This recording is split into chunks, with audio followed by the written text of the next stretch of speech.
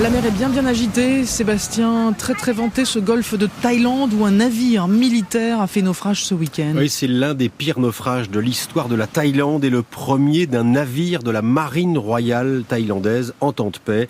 Le drame s'est noué dans la nuit de dimanche à lundi à 30 km des côtes. La frégate HTMS Sukhothai et ses 105 membres d'équipage se retrouvent prises dans un orage avec des vagues de plusieurs mètres, des coups de vent très puissants au point de mettre hors service le système électrique du bateau et donc les moteurs.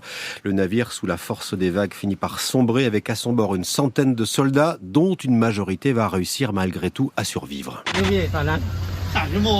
On entend là un rescapé interviewé sur la télé publique thaïlandaise. Quand le navire a commencé à couler, dit-il, j'ai enfilé mon gilet de sauvetage, j'ai sauté dans l'eau, les vagues étaient hautes jusqu'à 3 mètres. J'ai nagé pendant 3 heures avant d'être récupéré par les secours. À 7 heures, 23 soldats restent disparus, 6 corps ont été repêchés, 4 navires de guerre, 2 avions, 4 hélicoptères sont mobilisés pour les opérations de sauvetage. Des familles entières arrivent sur la côte dans l'attente de nouvelles de leurs proches. C'est toute l'armée thaïlandaise, tout un pays qui retient son souffle et même toute une région. Il y a fort à parier que le drame est suivi de très près par les autorités chinoises. L'armée russe, elle tente par tous les moyens de remonter le moral de ses troupes. Un moral qui n'est pas au beau fixe selon les services de renseignement britanniques qui ont aussi découvert que l'armée russe avait décidé la semaine dernière de créer une brigade créative de première ligne. En clair, la Russie va déployer des musiciens sur le front ukrainien, une nouvelle unité chargée officiellement selon les médias russes de, je cite, maintenir un état moral, politique et psychologique élevé parmi les participants à l'opération militaire spéciale. Concrètement, l'armée russe recrute des musiciens, des chanteurs, mais aussi des artistes de cirque. Les autorités ont aussi lancé une campagne exhortant les citoyens à donner des instruments de musique à leurs troupes. Une démarche regardée avec ironie côté ukrainien. On entend ici de très jeunes habitants de Mykolaïv qui, à l'inverse des soldats russes, affichent un moral à toute épreuve. La ville de Mykolaïv, au sud du pays, qui vient d'installer dans les rues un arbre de Noël d'un genre très particulier.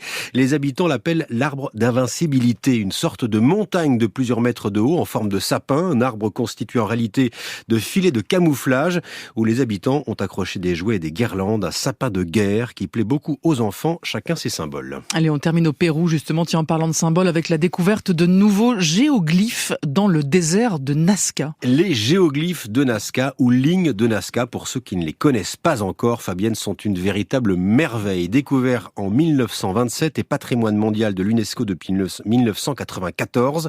Un mystère que n'ont toujours pas percé les scientifiques. Alors de quoi s'agit-il? De motifs géométriques dessinés au sol il y a plus de 2000 ans sur le flanc des montagnes dans le désert face au Pacifique à 500 km de Lima.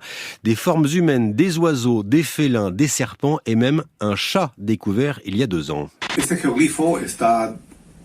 Cet archéologue péruvien raconte que ce chat a été découvert à flanc de colline. Il a été dessiné en creusant des lignes, des sillons de 30 à 40 cm de large. Il fait plusieurs dizaines de mètres de long. D'autres parties, comme sa bouche, ont été construites avec de petits murets. Le désert de Nazca vient donc de révéler de nouveaux trésors. Cette fois, pas de chat, mais ce sont 168 géoglyphes qui ont été identifiés par des drones, dont une cinquantaine représentent des figures humaines entre 2 et 6 mètres de large, parfois avec des poils. Des figures qui ne sont pas visibles au sol, mais seulement du ciel. Alors, à quoi servaient-elles? Étaient-elles des offrandes destinées aux dieux du ciel, supposées regarder les humains? S'agissait-il d'un calendrier astronomique pour refléter les étoiles? C'est toujours une énigme pour les chercheurs, et c'est tant mieux. Oui, avec des yeux très ronds comme ça. Oui. Moi, je dis que c'est des robots. Moi, je vous le dis. Franchement, je pense que les Incas ont rencontré des extraterrestres et je pose ça là. C'est tout à fait probable. Je vous remercie, Sébastien. Absolument, merci beaucoup.